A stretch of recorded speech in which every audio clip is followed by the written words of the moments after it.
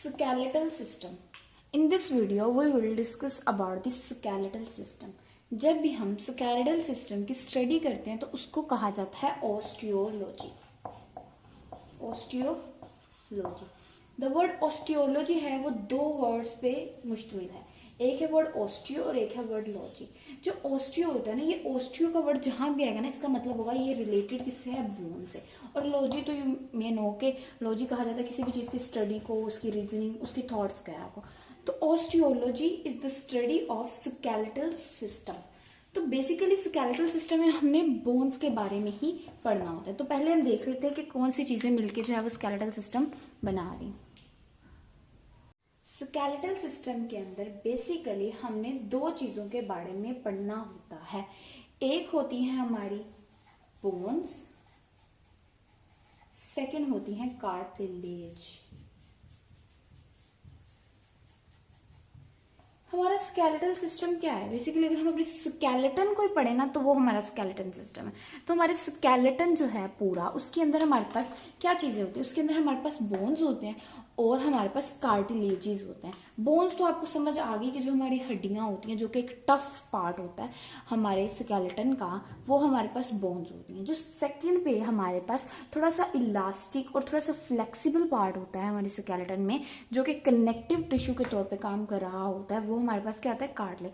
तो बेसिकली जो बोन्स और कार्टिलेज होती है ना, ये इनमें यही डिफरेंस होता है. बोन जो होती है वो होती है हमारे पास टफ होती है, लेकिन कार्टिलेज हमारे पास इलास्टिक एंड फ्लेक्सिबल होता है. तो ये दोनों चीजें मिलके हमारे पास स्केलेटल सिस्टम बनाती हैं. अब हम ये तो देख ले कि कौन सी चीजें जो है स्केलेटल सिस्टम के अंदर आती हैं. अब हम देखते हैं इन दोनों के फंक्शंस क्या होते हैं स्केलेटल सिस्टम के अंदर. नाउ हम देख लेते हैं फंक्शंस को. तो जो बोन्स और कार्टिलेज कलेक्टिवली, यानी ये दोनों चीजें मिलके हमारी बॉडी को क्या फंक्शन दे रही होती हैं? ये हमारी बॉडी को सपोर्ट प्रोवाइड कर रही है, हमारी बॉडी को सिमेट्री प्रोवाइड कर रही है. सपोर्ट क्या मतलब? देखिए, जो हमारी बॉडी का मेन फ्रेमवर्क है वो क्या है? हमारा स्केलेटन ही है ना, जिसके अंदर बोन्स और कार्टिलेज लगा हुआ है.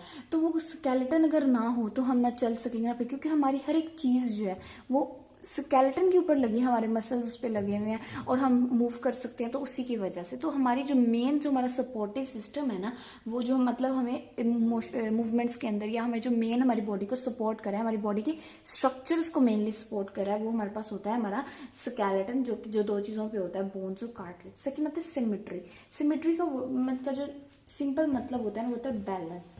तो ये हमारी बॉडी को क्या प्रोवाइड कर रहा होता है? बैलेंस. यानी कि एक सिमेट्री में रख रहा होता है, एक बैलेंस दे रहा होता है, सपोर्ट एंड सिमेट्री प्रोवाइड कर रहा होता है. तो ये हो गया collective function of bones and cartilage. अब हम सेपरेट सेपरेट देख लेते हैं कि बोन्स क्या फंक्शन परफॉर्म करती है हमारे पास. अगर हम सबसे पहले देखें तो largest store house of calcium. Bones के अंदर हमारे पास बहुत ज़्यादा अमाउंट में कैल्शियम पड़ा होता है और हमारी बॉडी को कैल्शियम की डिफरेंट काम में ज़रूरत होती है. हमारे मसल्स के अंदर जो कंट्रैक्शन हो रही होती है उसके अंदर हमारे कैल्शियम का बहुत इंपॉर्टेंट रोल प्ले होता है. उसके अलावा क्लॉटिंग के अंदर मतलब कैल्शियम की हमारी बॉडी को बहुत ज़्यादा ज़रूरत होती है और ये हमारे पास लार्जेस्ट स्टोर हाउस होता है, इनके इसके अंदर बहुत ज़्यादा अमाउंट में कैल्शियम की प्रेजेंट होती है. सेकेंडली जो है वो provide attachments to numerous skeletal muscles for locomotion. For locomotion का मतलब कहते हैं मूवमेंट, ओके, हरकत. यानी कि जो हम चल फिर रहे हैं वो किस वजह से है? वो हमारे स्केलेटल मसल्स की वजह से. वो स्केलेटल मसल्स जब हमारी बोन्स के ऊपर अटैच होते हैं तो जब वो कॉन्ट्रैक्ट करते हैं तो हमारी बोन्स के यानी हमारे जॉइंट्स पे मूवमेंट होती है. तो ये बोन्स ही होती हैं जो अपने ऊपर डिफरेंट पॉइंट्स ऑफ अटैचमेंट दे रही होती हैं मसल्स को कि यहाँ पे लग जाओ तुम, या यहाँ से ओरिजिनेट कर लो. ये अटैचमेंट्स दे रही होती हैं मसल्स को, हमारे स्केलेटल मसल्स को, जो कि हमें किसमें हेल्प कर रहे होते हैं? हमें चलने फिरने में. क्योंकि बेसिकली जो मूवमेंट होती है वो जॉइंट्स के ऊपर होती है और मूवमेंट होती किस वजह से? ड्यू टू कॉन्ट्रैक्शन और रिलैक्सेशन ऑफ मसल्स जो कि बोन्स के ऊपर लगे होते हैं. इस पॉइंट का हो गया. अब हमारे पास लास्ट हमारे पास आ जाए तो ये है कि ये क्या करता है? मेक कैविटीज और केजेस फॉर प्रोटेक्शन ऑफ ऑर्गन्स. अगर हम देखें अपने रिब्स को, हमारा जो रिब्स वाला एरिया है, ठीक है, हमारी रिब्स जो है वो क्या काम करी है? वो कैविटी बना रही है ना. कैविटी कहा जाता है कोई भी स्पेस हो खाली, ठीक है.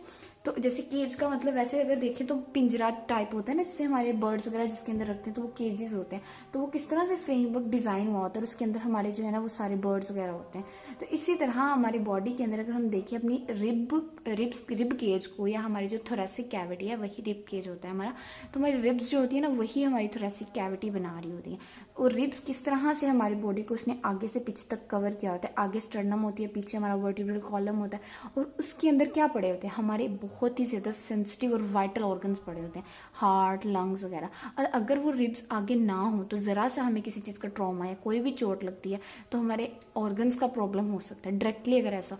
लेकिन वो बोन्स क्या करिए, एक हार्ड पार्ट है जो कि प्रोटेक्ट कर रही है। इसी तरह क्रेनियम बोन, जिसने एक पूरा वॉल्ट बनाया होता है, पूरी कैविटी बनाई होती है, जिसके अंदर हमारा ब्रेन पड़ा होता है। तो हमारा ब्रेन कितना इंपॉर्टेंट होता है, और अगर हमें कोई सर की ज़रा सी चोट लगे तो हमारा तो ब्रेन फुल डैमेज हो जाए, लेकिन वो स्कल हमारी ब्रेन को जो है ना वो प्रोटेक्ट कर रहा होता है। इस तरह बोन ने जो है ना कैविटीज़ बनाई होती है।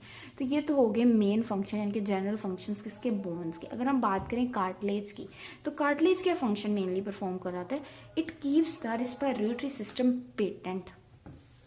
पहले तो आप ये देख लेना पेटेंट का मतलब क्या होता है। पेटेंट का मतलब होता है कोई भी चीज़ अनऑब्स्ट्रक्टेड, यानी कि एक चीज़ होती है ना, जैसे ये मेरे पास एक फ्लो में एक चीज़ आ रही है, अब यहाँ पे मैं ऑब्स्ट्रक्शंस लगा दूँ, इसको रुकावटें दूँ, नहीं, मतलब इसके रुकावटों को रोक के इसको बिल्कुल ओपन, इसको बिल्कुल क्लियर, इसको बिल्कुल अनऑब्स्ट्रक्टेड रख रहा होता है कार्टिलेज। वो किस तरह से, अगर हम अपने ट्रेकिया को देखें, हमारी जो विंड पाइप होती है वो किसका पार्ट होता है, हमारे रिस्पायरेटरी, हमारे सांस लेने का जो अमल होता है ना उसका निज़ाम होता है, उसके अंदर जो होता है वो उसका ऑर्गन, मतलब ऑर्गन ही उसका पार्ट होता है हमारा विंड पाइप, जिसको ट्रेकिया कहते हैं। उस ट्रेकिया के अंदर रिंग्स लगी होती हैं कार्टिलेज की, कार्टिलेजिस रिंग।